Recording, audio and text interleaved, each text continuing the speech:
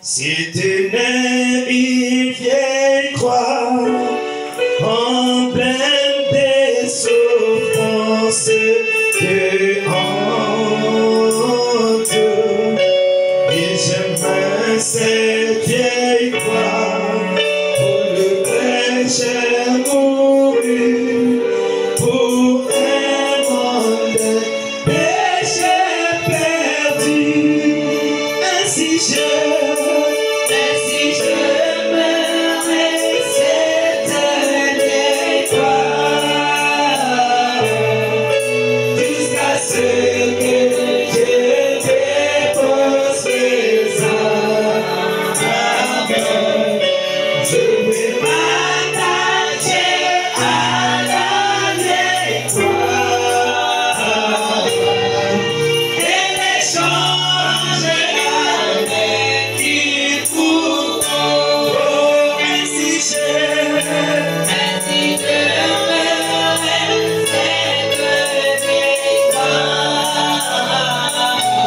jusqu'à ce que je dépose mes âmes. Je veux m'attacher à la vieille croix et l'échanger avec une couronne.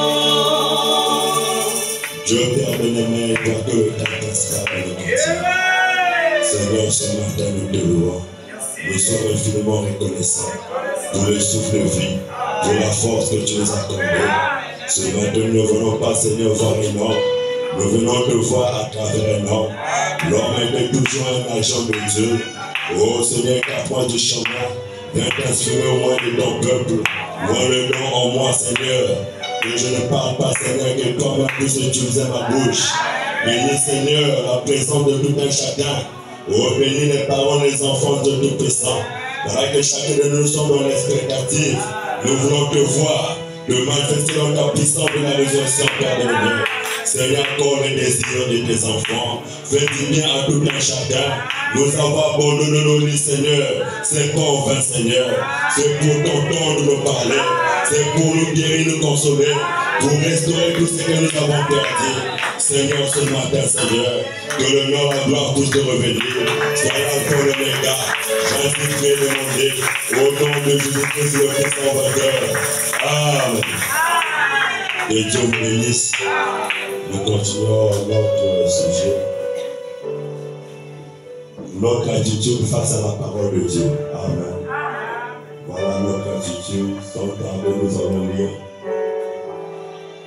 Je crois que vous avez médité ça chez vous. Le prophète dit que lire un verset de plus, c'est une grande bénédiction. Mais ce matin, nous lisons toute une portion. Amen. Nous allons lire, on va lire tout. Il y avait un homme malade, Lazare de Béthanie, village de Marie et de Marthe, sa sœur. C'était cette Marie qui ouïmit le parfum du Seigneur et qui lui essuya les pieds avec ses cheveux. Et c'était son frère Lazare qui était malade. Les sœurs envoyèrent dire à Jésus, Seigneur, voici celui que tu aimes est malade. Après avoir entendu cela, Jésus dit, cette maladie n'est point à la mort, mais elle est pour la gloire de Dieu, afin que le Fils de Dieu soit glorifié par elle. Or Jésus aimait Marthe et sa sœur et Lazare. Lors donc qu'il lui apprit que Lazare était malade, il resta des jours encore dans le lieu où il était. Et il dit ensuite aux disciples, retournons en Judée. Les disciples lui dirent, Rabbi, le juif, tout heureusement cherchait à te lapider, et tu retournes en Judée. Jésus répondit, n'y a-t-il pas 12 heures au jour? Si quelqu'un marche pendant le jour, il ne plongera point, parce qu'il voit la lumière de ce monde. Mais si quelqu'un marche pendant la nuit, il plonge, parce que la lumière n'est pas en lui. Après ces paroles, il a dit, Lazare, notre frère, dort, mais je vais le réveiller. Les disciples disent, Seigneur, s'il dort, il sera guéri. Jésus avait parlé de sa mort, Mais ils crurent qu'il parlait de l'assouplissement du sommeil. Alors Jésus leur dit ouvertement, Lazare est mort. Et à cause de vous, afin que vous croyez, je me réjouis de ce que je n'étais pas là. Mais allons vers lui. Sur quoi Thomas appelait Didyme, dit aux autres disciples, allons aussi, afin de mourir avec lui. Jésus étant arrivé, trouva que Lazare était déjà depuis 4 jours dans le sépulcre. Et comme Béthanie était près de Jérusalem, à 15 stades d'environ, beaucoup de Juifs étaient venus vers Marthe et Marie pour les consoler de la mort de leur frère. Lorsque Marthe apprit que Jésus arrivait, il alla au-devant de lui, tandis que Marie se tenait assise à la maison. Marthe dit à Jésus, Seigneur, si tu eusses été, mon frère ne serait pas mort. Mais maintenant, même, je sais que tout ce que tu demanderas à Dieu, Dieu te l'accordera. Et Jésus lui dit, ton frère ressuscitera. Jésus lui répondit, Marthe, qu'il ressuscitera à la résurrection au dernier jour. Jésus lui dit, je suis la résurrection et la vie. Celui qui croit en moi vivra, quand même il sera mort. Et quiconque vit et croit en moi ne mourra jamais. Vois-tu cela? Elle lui dit, oui Seigneur, je crois que tu es le Christ, le Fils du Dieu, qui devait venir dans le monde. Ayant ainsi parlé, elle s'en alla, puis elle appela secrètement Marie, sa sœur, et lui dit, le maître est ici, il te demande. Dès que Marie y entendit, elle se leva promptement et alla vers lui, car Jésus n'était pas encore entré dans le village, mais il était dans le lieu où Marthe l'avait rencontré. Le Juif qui était avec Marie dans la maison et qui la consolait, l'ayant vu se lever promptement et sortit, la suivit, disant qu'elle va au sépulcre pour y pleurer. Lorsque Marie fit arriver là où était Jésus, qu'elle le vit, elle tomba à ses pieds et lui dit, Seigneur, si tu eusses été ici, mon frère ne serait pas mort. Jésus, la voyant pleurer, elle et les Juifs qui étaient venus avec elle, frémit en son esprit et fut tout ému. Et il dit, où l'avez-vous mis? Seigneur, lui répondit, viens et vois. Jésus pleura, sur quoi les Juifs dirent, voyez comment il aimait. Et quelques-uns d'entre eux dirent, lui qui a ouvert les yeux de l'aveugle, ne pourrait-il pas faire aussi que cet homme ne mourrait point? Jésus frémissant de nouveau en lui-même, s'est rendu en sépulcre. C'était une grotte et une pierre était placée devant. Jésus dit, ôtez la pierre. Marthe, la sœur du mort, lui dit, Seigneur, ils sont déjà, il y a 4 jours qu'il est ici. Jésus lui dit, n'était pas dit, si tu crois, tu verras la gloire de Dieu. Il ôta dans la pierre et Jésus leva les yeux en haut et lui dit, Père, je te rends grâce de ce que tu m'as exaucé. Pour moi, je sais que tu m'exauces toujours, mais je parlais à cause de la foule qui m'entoure, afin qu'ils croient que c'est toi qui m'as envoyé. Ayant dit cela, il cria d'une voix forte, Lazare, sort! Et le mort sortit, les pieds et les mains liés des bandes, le visage enveloppé d'un linge. Jésus leur dit de lier-les et laisser-les partir. Que Dieu bénisse sa parole. Que Dieu vous bénisse aussi. Amen. Voilà que Marthe est allée secrètement. Amen. Est allée appeler sa sœur. Voilà que Jésus, quand il était jeune, les historiens, le prophète le dit, grâce nous avons reçu le prophète. Amen. La parole de Dieu ne doit pas être interprétée selon tout un chacun, mais selon le prophète. Le prophète, c'est la bouche de Dieu. Amen. Le prophète, c'est celui qui représente Dieu. Celui qui est le miroir. Amen. Voilà que nous avons suivi cela le jour que nous avons passé ces moments dans la présence de Dieu. Et voilà que Marthe aimait lire. Amen. Je veux qu'il soit des lecteurs de la Bible au milieu de nous. Nous parlons de l'attitude face à la parole. C'est tellement profond, mes soeurs. Un homme de Dieu peut rester là pendant même une année, toucher tous les points de la Bible, de la Genèse jusqu'à l'Apocalypse. Que Dieu bénisse son serviteur, le pasteur Siak, a touché quelques points. Amen. Voilà que quand Élisée avait une bonne attitude à Élie. Amen. Mais, Amen. Mais celui qui travaille sous le pied d'Élisée n'avait pas une bonne attitude. Géasi n'avait pas une bonne attitude. Élisée qui allait avec l'option qu'il avait. Il n'a pas donné ça à Géasi. Amen. Géasi n'obéissait pas à la parole de Dieu. C'est que l'homme de Dieu lui disait, lui ne le faisait pas. Amen. Regardez l'histoire de Naaman. Vous allez comprendre. Élisée qui allait avec l'option. C'est quelque chose qu'on ne donne pas à n'importe qui. Amen. Et une bonne attitude, Dieu va vous bénir. Devant ses serviteurs, devant sa parole. Vous verrez Dieu à travers ses enfants et ses fils. Amen. Nous avons vu Marthe. Amen. Marthe lisait l'histoire de la femme sunamite. Il lisait la Bible. Si Marthe ne lisait pas la Bible, il ne devait pas avoir du respect du Seigneur Jésus. Et le prophète, il avait le droit de le réprimander. Parce que cette famille prenait soin de lui. On le nourrissait, on le vêtissait, on faisait tout de Jésus.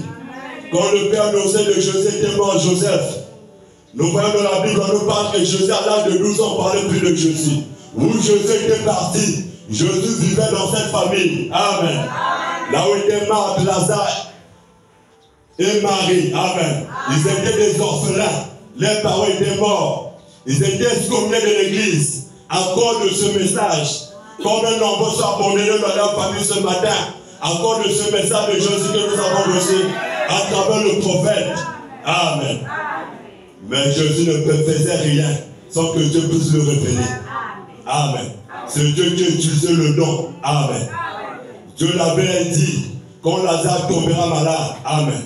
Ça c'est Dieu dans son Fils. Amen. C'est que le tabernacle de Dieu, Jésus-Christ. Quand la vision s'est accomplie, Jésus s'est éloigné. Amen. Et le prophète dit, quand Jésus s'éloigne de nous, la maladie, la tristesse rentre dans le présent. Là-bas, c'est une vision. Dieu voulait se glorifier dans la vie de cette famille, dans la vie de Lazare. Connaît-il de nous qui n'ont plus la vie de la prière? La maladie est rentrée, les déceptions, les soucis, la mort rentre de frapper plusieurs maisons. Parce que Jésus ne plus que vous. Il a pris la communion en famille. La prière en famille, nombreux ne l'en fait plus. Papa prie à son côté, les enfants prient à leur côté, maman prie à son côté. Ça, c'est le désordre. Apprenons nos enfants. Je suis dans la joie de voir les enfants au milieu de nous. Parce que je vis. Amen. À un moment, quand j'ai parti au service, amen, je parcours un an de distance. Et le matin, autour de 4 heures, je voyais les musulmans partir vers les enfants à la mosquée. 4 heures, sœur. Mais ici, pour venir ici, les gens viennent même en retard. Allez-y à l'islam, vous verrez que 5 heures, parents et son enfant sont en train d'amener. Que Dieu bénisse ces enfants qui sont ici. Amenez vos enfants. C'est leur manière que nous leur enseignons. Leur transmettons cette vie. Amen. Voilà mes bien-aimés. Marthe lisait l'histoire de la femme sunamite. La femme sunamite a vu Dieu dans le prophète. Amen. Le prophète dit que Marthe a vu Dieu dans Jésus. Dans l'autre jour, nous verrons Dieu dans l'église. Quelle église? Le corps de Christ. Pas l'église locale. Amen. Vous verrez Dieu dans un homme, dans ses filles qui sont remplies du Saint-Esprit. Vous verrez Dieu. Amen. Voilà que le nom se Dieu dans un homme. C'est là le prophète pouvait dire dans la foi parfaite. Si Dieu me donnait une vision. Amen. Que George Washington, je vais le ressusciter. Je mettrai une chaise au cimetière. J'appellerai tout le monde. Qu'ils vont voir la manière que je vais résister George Washington. Amen. Et voilà que nombreux s'assardent. Amen. Sœur, Jésus travaille avec une vision. C'est Dieu qui utilise le nom. Mais quand vous utilisez le nom de Dieu, Dieu se brise. Amen. Nous avons vu devant la femme à la perte des sangs. Jésus n'avait pas une vision. C'est cette femme par la révélation. Il a reconnu le nom de Dieu.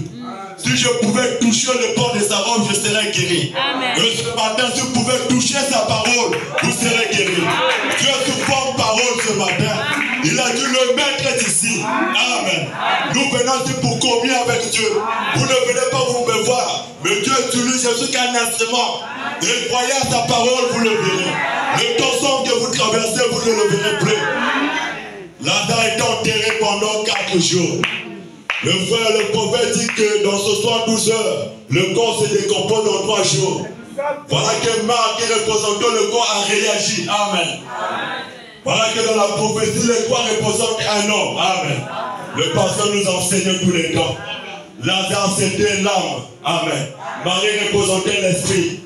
Marc représentait le corps. Voilà que quand Jésus a dit, vous l'avez vomi, Marc a réagi, Seigneur, ils sont déjà. Il a dit, je ne t'ai pas dit, si tu crois, tu vas la gloire de Dieu. Si on ne regardait pas ce que les yeux vous montrent, le corps va réagir. Amen. Ne regardez pas aux symptômes de vos maladies. Regardez à sa parole. Croyez à sa parole, vous verrez Dieu ensemble. Amen. Le Maître est ici. Il est toujours en présent. Il nous a fait la promesse. Dans peu de temps, le monde ne me verra plus. Vous me verrez. Je serai en vous et avec vous jusqu'à la fin du temps. Amen. Quelle que soit la situation ce matin, le temps sombre que tu traverses, tu ne le traverseras pas. Si tu peux recevoir la parole de Dieu ce matin, c'est votre attitude. Amen. L'attitude produit le résultat. Et ceux qui connaissent les lisez. Ceux qui ne connaissent pas Dieu, venez entendre la parole. Écoutez les bandes, les prédications dans les radios. Ça va vous amener quelque part. C'est là vous donnera le respect de votre pasteur, le respect des hommes de Dieu qui servent ici, le respect de ton frère et de ta soeur. Amen. Je vais lire le prophète. Amen.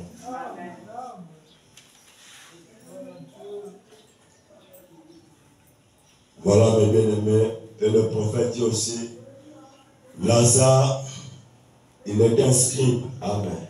On l'a pris pour écrire. Il écrivait les lois. Il est réprimé, c'est là. C'est un travail difficile. Tu ne peux pas manquer les articles. Ceux qui connaissent la grammaire savent. Quand tu manques même le virgule, le point virgule, la phrase change de forme.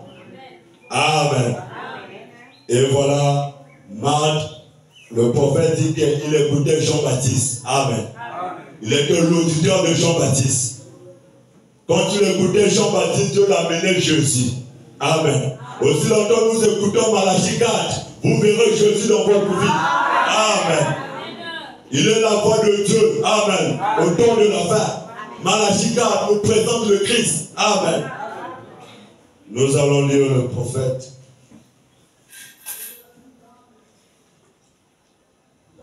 Sous le ministère de Christ. Amen. Nous prenons le paragraphe 58 à 59.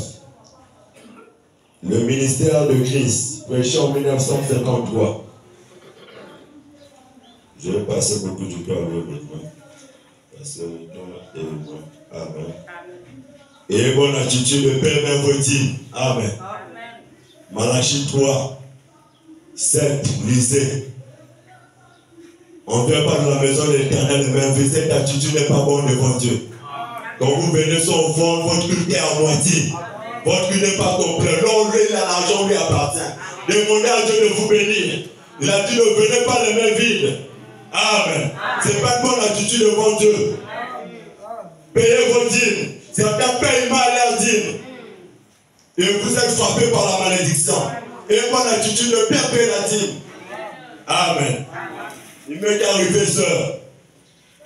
Quand j'ai traversé les temps difficiles, je n'avais rien, sœur, je payais ma dîme.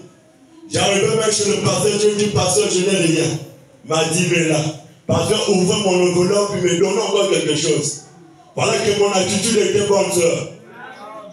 Tout le temps, malgré les situations que j'ai, j'enlève toujours la part de Dieu. Je dis à l'homme de Dieu, là, je fais pasteur, je n'ai rien. Il ouvre l'enveloppe, il me donne. Et cette attitude, voilà que Dieu vous bénira aussi longtemps. Il y a une grande promesse qui est derrière.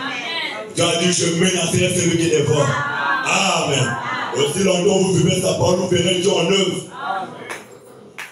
Je vais lire sa parole. Écoutons ceci. Le ministère 58, paragraphe 58.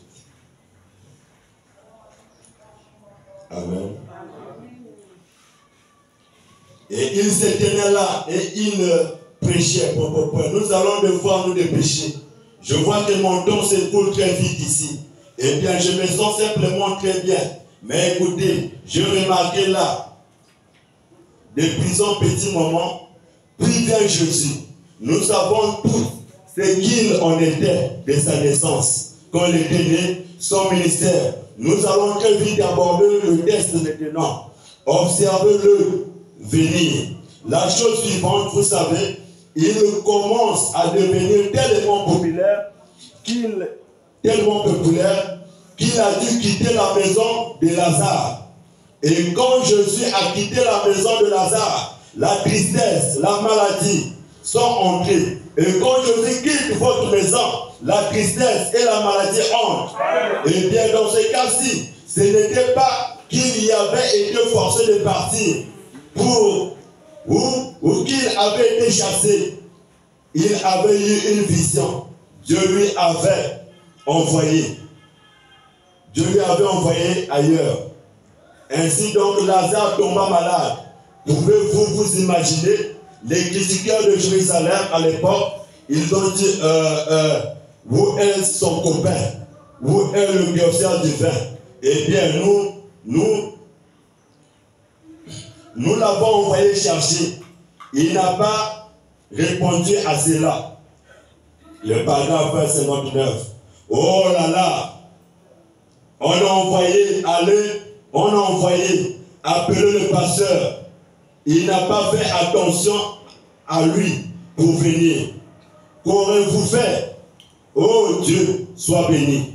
Je ne perdais plus le temps avec ce vieux pasteur-là. J'irai ici me faire un membre chez les assemblées. Ou j'irai me faire un membre chez celui-ci. Ou j'irai me faire un membre chez celui-là.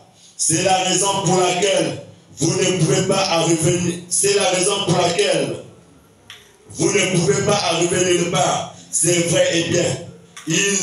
C'est vrai et bien. Et ils ne l'ont jamais demandé de dire ceci. Mes frères, si vous ne pouvez pas avoir foi dans votre pasteur, débarrassez-vous de lui. C'est vrai. Votre pasteur peut vous aider aujourd'hui si vous avez foi en lui. Mais il vous faut croire en lui. Croire qu'il est un homme de Dieu.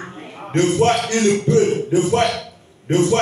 peut pas venir aussitôt que vous avez claqué vos mains. Il n'est pas censé de le faire. Il est censé de suivre ce que Dieu lui ordonne. Amen. C'est exact. Amen. Le pasteur est censé de suivre ce que Dieu lui ordonne. Je sais quel est leur pasteur. Amen. Aujourd'hui, nombreux changé même des églises. Parce que j'étais malade, le pasteur n'est pas venu. Amen. Nombreux abandonnés en partie ailleurs. Le pasteur ne m'a pas soutenu. Vous ne savez pas le travail qu'il fait dans l'ombre. Il s'attend à une vision. Il s'attend à la conduite de l'esprit. Amen. Et Marc a une bonne position. Marie aussi. Quand ils ont vu le Seigneur, ils ont dit Seigneur. Amen. Faites-le, faisons-le notre Seigneur. Jésus peut sauver même un païen en croyant sa parole. Mais nous devons savoir conserver notre bénédiction. Notre guérison, ça se conserve. Tu peux perdre ta guérison. Quand tu le fais, Seigneur, il a le contrôle de ton âme. Il a le contrôle de tes sentiments. Il a le contrôle de tout ton être. Et quand quelque chose te manque, il descendra pour te l'accorder. C'est pour cela le prophète prétend le titre que nous devons lui donner. Seigneur, Amen. Si tu es là, mon frère, ne pas mourir. Amen. Il a dit tout ce que tu demanderas à Dieu, je crois que Dieu te l'accordera. Voilà qu'il est à la croix du Père, il est en train d'intercéder pour chacun de nous. Et ce matin, le désir de ton cœur, Dieu va te l'accorder. Amen. Nous continuons à lire.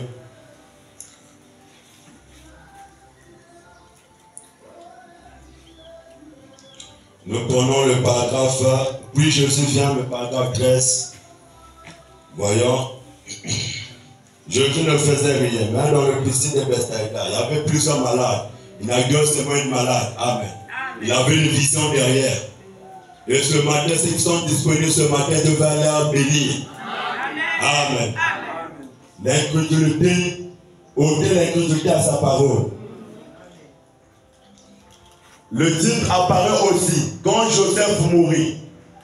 Laissons un signe. Est-ce que c'est ça? Laissons un signe en Égypte. Où un vieux. Non, c'est pas ça. Puis Jésus vient. Je vais lire ici. Amen. Comme il est dit. Puis Jésus vient. C'était peut-être, comme tous les moments, connaît le contexte de ceci. Nous n'aurions pas de temps de vous présenter cela en détail. Ce soir, nous disons ce matin, dans cette salle froide, mais c'était au moment où son ami Lazare était mort. Marthe et Marie étaient ses amis intimes et il passait beaucoup de temps avec elle. Et une fois, Jésus a reçu une vision de la part du Père. Et Dieu lui avait dit de quitter cet endroit-là et de se rendre ailleurs parce que Lazare allait mourir. Et ensuite, vous direz, frère Branham, ce n'est pas écrit dans les Écritures. Mais dans Jean, chapitre 5, 19, Jésus a dit, je ne fais rien à moins que le Père me le montre premièrement. Je ne fais rien de moi-même. Et le Fils ne peut rien faire. Et il ne fait que ce qu'il voit faire au Père. Et il le fait pareillement. Et si vous l'observez, cette grande vision a fait qu'il s'en aille pendant 4 jours. Et on lui a envoyé un message pour qu'il vienne, disant que Lazare était malade. Amen. Voilà que Jésus ne faisait rien. Le temps que tu traverses, Dieu connaît. Fais-lui confiance, fais confiance à ses serviteurs, à son pasteur. Tout ce qu'il te dit, tu dois le croire. Si tu ne crois pas que ton pasteur chante des églises, Dieu ne te bénira jamais. Amen. Malgré la conscience, Jésus s'est éloigné d'eux. Ils avaient confiance à leur maître. Les gens ont commencé à se moquer. Dans un dernier semblable, donc Dieu vivant seul, garde ta position. Tu le verras. Amen.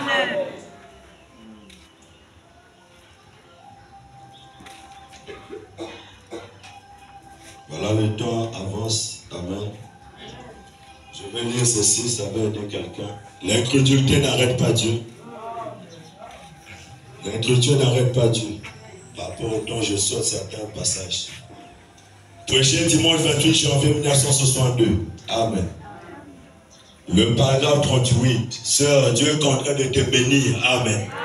Dieu bénit par rapport au temps aux saisons. Si Dieu a permis ce culte matinal, il fait bénir pendant cette saison. Amen. La mort typifie une séparation. Comme nombreux sont morts, il n'y a plus de la vie de prière. Même l'arbre est allé cacher sa vie sous les racines. Nombreux dorment encore sous leur lit. Mais Dieu t'a remis, même ton incrédulité ne va pas arrêter Dieu ce matin. Cette position, Dieu aime ça. Amen. Nous devons revenir très tôt pour l'adorer. Nombreux se reviennent à 4h, 5h, donc 3h. Et Dieu te bénira pour encore de cela. Amen. Écoutons ceci, l'incrédulité n'arrête pas Dieu. Le paragraphe 38. Amen. Eh bien, direz-vous, c'est pourquoi vous entraînez les gens à l'incrédulité? Non. Je cherche à les amener à la foi. La foi vient de ce qu'on entend. De ce qu'on entend des credos. Cela pourrait se retrouver dans l'almanach, mais pas dans la Bible, voyez. C'est qu'on entend de la parole de Dieu. C'est cela qui suscite la foi. Entendre la parole de Dieu suscite la foi. Eh bien, il me reste 12 minutes. Je peux pouvoir, eh bien, je suis trop long, une fois de plus. L'incrédulité ne détruit pas Dieu. L'incrédulité ne détruit pas Dieu. Elle ne détruit pas son plan. Elle ne détruit pas ses œuvres. Elle détruit seulement l'incroyant. L'incroyant. Détruit seulement l'incroyant. Amen. Voilà que cela ne détruit pas le plan de Dieu. Le plan de Dieu dans ce culte matinal, c'est de nous bénir nous tous. Afin que nous puissions le témoigner. Si tu es incrédule, ça ne va pas arrêter le plan de Dieu. Dans ta vie, si tu n'as pas assez de foi avoir la foi de compassion, avoir la foi de ce sermon qui est en train de se passer. Le maître est ici. Amen. Nous prenons le paragraphe 47. L'incrédulité n'arrête pas Dieu. Dieu a un plan pour chacun de nous dans ce but matinal. Il a beaucoup de choses à faire. Parce qu'il bénit au temps qu'aux saisons. L'horloge de Dieu est là. Amen. Quand il est 6h, 5h dans les postes, quand il est 6h, Dieu est déjà là. Amen. Il trouvait ses enfants. Nous allons lire le paragraphe 47. Écoutons ceci. Vous êtes contrôlé par deux facultés. Soit vous croyez, soit vous ne croyez pas. Eh bien, considérez l'incrédulité. Et voyez ce qu'elle fait. Elle crée des ennuis. Elle suscite l'oppression. Et elle ne peut pas vous aider. L'incrédulité n'a aucune vertu du tout. Si vous, par exemple, si on allait vous fusiller, alors il ne vous servirait à rien de vous inquiéter à ce sujet.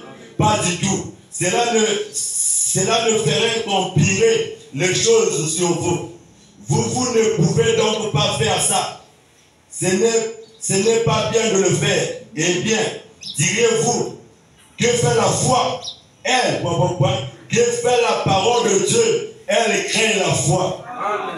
Eh bien, que pourrait faire la foi qui en allait vous fusiller le matin?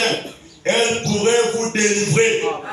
Elle a déjà fait plusieurs fois, assurément, vous voyez. L'incrédulité n'a aucune vertu.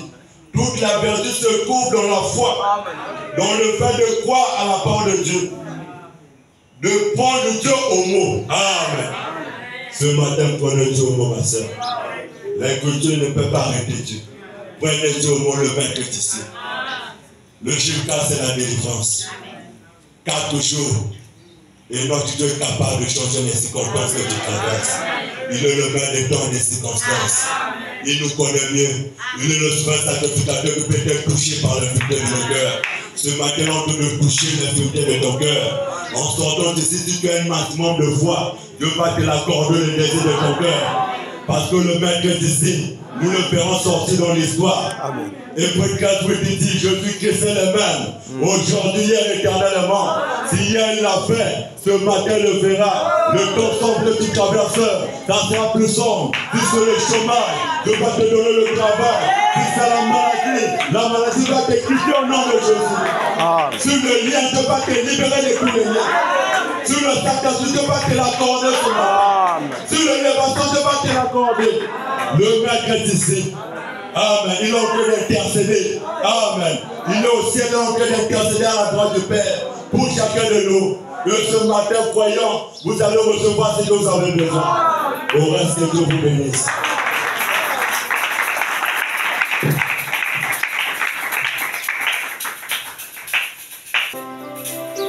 Conformément à la parole que vous venez de recevoir ce matin, que chacun de nous puisse venir même de prier dans nos hommes, Seigneur. Donc, Père de gloire, bénissons ton Seigneur, nous te disons un grand merci. Que te dire, l'homme ne vit pas seulement du pain, mais de toute parole du Seigneur. Ce matin, tu nous as parlé à travers ton serviteur chanté. Oh Dieu des armées, quand nous sommes ce matin, été nous par la foi. Père Tout-Puissant, bénis la grâce par laquelle tu es utilisé ce matin. Nous prions de encore davantage. Que une vie, Seigneur, espérons encore davantage. Bénis ton Père, oh Dieu, est-ce que ce matin, Seigneur, que tu puisses changer notre attitude face à ta parole, que tu puisses changer notre attitude face à ta serviteur, que tu puisses changer notre attitude face à ta serviteur. Oh Dieu des armées, nous bénissons ton Seigneur. Laisse que notre approche vis-à-vis de toi soit toujours oh Dieu des armées, bénis chacun de nos frères. Laisse qu'on sorte d'ici et de tout le faire puisse changer. De vivre, oh, notre choix puisse changer. De tout de considérer ta parole puisse changer. Parce qu'un homme ne peut pas passer par la foi et devenir la même personne. Seigneur, nous bénissons ton Seigneur. Garde-nous ta parole, notre promesse, Seigneur. Nous attendons cette maison. Bénis cette échappée, chose avec ton Père, ce qui va évacuer les occupations. Nous te prions de les accompagner. Être avec tout un chacun. Dieu,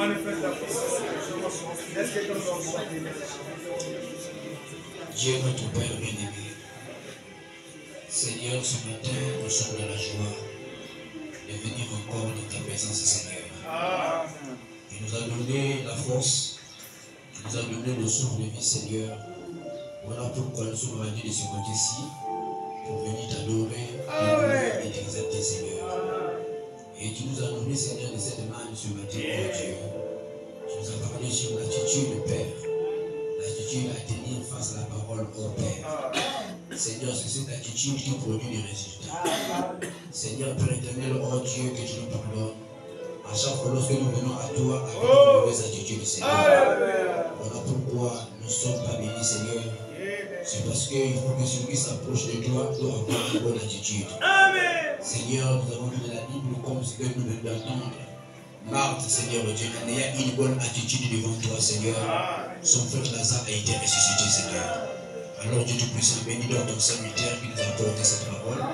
Accorde-nous ta grâce, Seigneur. Bénis les offrandes et les dîmes qui vont être recueillies. Pour le reste des choses, nous les remettons entre tes mains. Que soit l'honneur, la puissance, la dévotion.